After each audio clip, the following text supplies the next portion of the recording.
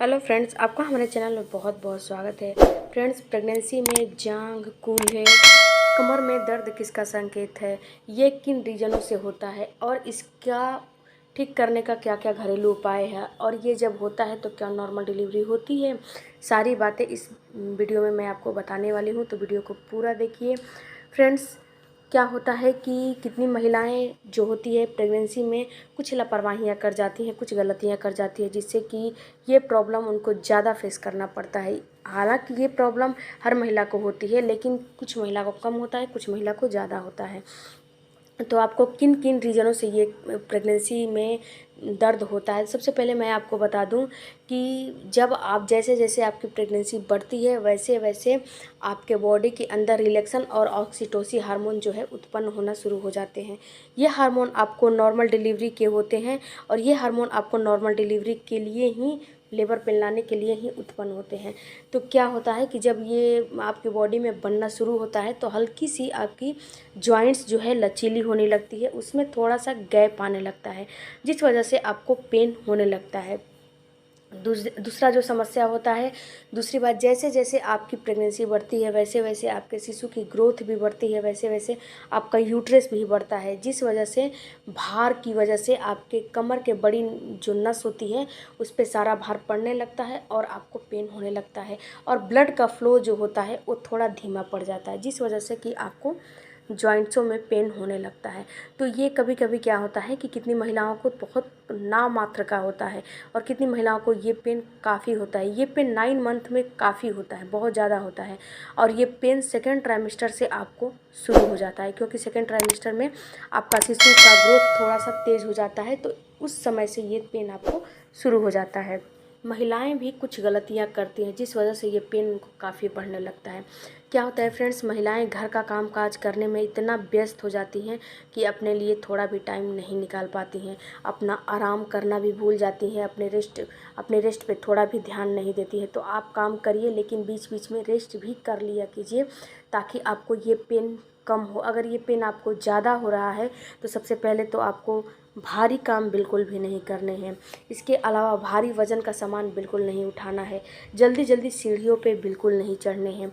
इसके अलावा फ्रेंड्स, आपको खड़े होकर ज़्यादा काम नहीं करने हैं। ए टू जेड कोई भी काम कर रही हैं, खड़े होकर ट्रैवलिंग कर रही हैं, खड़े होकर रोटियां बना रही हैं, खड़े होकर किचन का काम कर रही हैं, खड़े खड़े होकर झाड़ू पोछा कर रही हैं, ए टू जेड कोई भी काम कर रही हैं, लेकिन आपको खड़े होकर कोई भी काम नहीं करने चाहिए। जब खड़े होकर काम करती हैं तो शिशु का सारा भार आपके पैरों पे पड़ता है, जिससे कि जांघों में, पैरों में और पीठ में दर्द होने लगता है। तो आपको खड़ा ज़्यादा देर तक नहीं रहना चाहिए।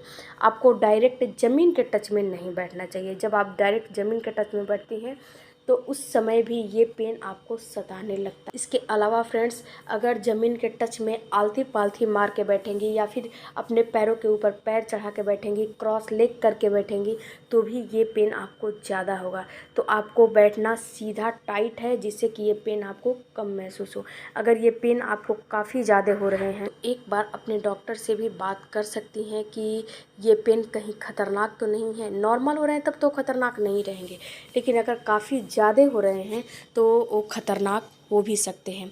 इसके अलावा फ्रेंड्स, अगर आपको ये पेन हो रहे हैं तो आप गुनगुना तेल करके अपने कमर की मालिश भी करवा सकती हैं, या फिर आप अपने दोनों पैरों की मालिश कर सकती हैं। इसके अलावा फ्रेंड्स, आपको ज़मीन के टच में नहीं बैठना चाहिए, क्रॉस लेग करके नहीं बैठना चाहिए, सीढ़ियों पे जल्दी जल्दी नहीं चढ़ने चाहिए। इसके अलावा फ्रेंड्स, अगर ये पेन आपको 9 मंथ हो रहे हैं, अगर 9 मंथ में आपका ड्यू डेट पास है और ये पेन आपको हो रहे हैं, तो ये नॉर्मल डिलीवरी के सिम्टम्स भी होते हैं। ये पेन अगर आपको कमर से लेके पेट में हो रहे हैं, इसके अलावा आपको थाई में हो रहे हैं, पैरों के जॉइंटों में हो रहे हैं, पेल्विस एरिया में हो रहा है, तो ये समझिए कि आपके अंदर रिलैक्सन नामक हार्मोन जो है अब बनना शुरू हो गया है। और ये क्या करता है, ये आपके हर जॉइंट को थोड़ा सा लचीला कर देता है, जिससे कि आपके अंदर से शिशु को बाहर निकाला जा सके। इसलिए आपके जॉइंट्स को, पेल्विस एरिया को, आपके कमर को हल्का सा ये लचीला कर देता है, हल्का सा वहाँ पे गैप कर देता है। इसीलिए आपको पेन होने लगता है 9 मंथ में। कितनी महिलाओं की ये आदत होती है कि वो अपना या तो लंच स्किप कर देंगी या तो ब्रेकफास्ट स्किप कर देंगी, डिनर स्किप कर देंगी, क्योंकि उनको वोमिटिंग होती है, मूड स्विंगिंग होती है। इसके अलावा उनको कुछ खाने का मन नहीं करता है, तो उन्हें ऐसा लगता है कि अरे मैं कुछ खाऊंगी नहीं, कभी लंच नहीं खाएंगी, कभी डिनर नहीं खाएंगी। तो इससे क्या होता है, इससे आपकी बॉडी कमज़ोर हो जाती है। एक तो पहले ही आपका इम्यूनिटी सिस्टम लो रहता है, ऊपर से आप जब डाइट अच्छा नहीं लेती हैं, खाना नहीं ढंग से खाती हैं, तो आपकी बॉडी कमज़ोर हो जाती है। इस वजह से भी आपको पेन होने लगता है, क्योंकि आप खुद समझिए, जब आपकी बॉडी लो हो जाएगी, आपकी बॉडी कमज़ोर हो जाएगी, तो आपको पेन होना स्वाभाविक है। तो आपको करना क्या है, आपको अपने डाइट में लिक्विड का इस्तेमाल करना है। इसके अलावा जो भी ड्राई फ्रूट्स है, जो भी नट्स है, सारे चीज़ों को अपने डाइट में इस्तेमाल करना है। और 1 गिलास गुनगुना दूध आपको ज़रूर पीना है। इससे आपको होता क्या है, इससे आपको पूरा कैल्शियम और पूरी विटामिन मिलती है, जिससे कि आपके अंदर जो भी हड्डियों में कमजोरियां आ रही हैं वो आपको ना आए। इसके अलावा फ्रेंड, जब आप सोने जा रही हैं, यानी कि जब रात को सोने जा रही हैं, तो अपने बीच दोनों पैरों के बीच में एक पिलो का भी इस्तेमाल कर सकती हैं, पेन थोड़ा कम हो। इसके अलावा फ्रेंड, जब आप कभी भी सो रही हो, तो सुबह शाम कभी भी मिला के आपको कम से कम 8 से 9 घंटे की नींद अपनी पूरी करनी है। जब नींद पूरी नहीं होती है, तब भी आपको थकावट महसूस होती है और बॉडी में पेन होने लगता है। तो आपको कम से कम 8 से 10 घंटे की नींद पूरी ही करनी है।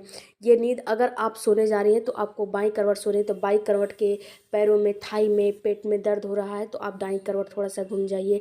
आपको पीठ के बल थोड़ा कम इस समय सोना चाहिए 9 मंथ में। ऐसे करके सोएंगी तो थोड़ा पेन आपको कम महसूस होगा। देखिए फ्रेंड्स, हर बार डॉक्टर नहीं आपको बताते हैं, कुछ बात आपको अपने से समझना पड़ेगा, अपने से उसको देखना पड़ेगा। नहीं तो ऐसे तो 9 मंथ आप डॉक्टर लगाते रह जाओगे। और जो भी महिला प्रेग्नेंट होती है, उसको इन चीज़ों से फेस करना ही पड़ता है, चाहे वो डॉक्टर है, चाहे इंजीनियर हो, चाहे डॉक्टर हो, कोई भी हो A to Z। लेकिन इसको, उस महिला को जब प्रेग्नेंट होती है, तो इन सब सारे सिचुएशन से उसको पार करना ही पड़ता है। आई होप कि वीडियो थोड़ा भी अच्छा लगा होगा, तो चैनल को ज़रूर सब्सक्राइब कीजिएगा। मिलते हैं अगले वीडियो में। Thank you for watching. Bye bye, take care, धन्यवाद।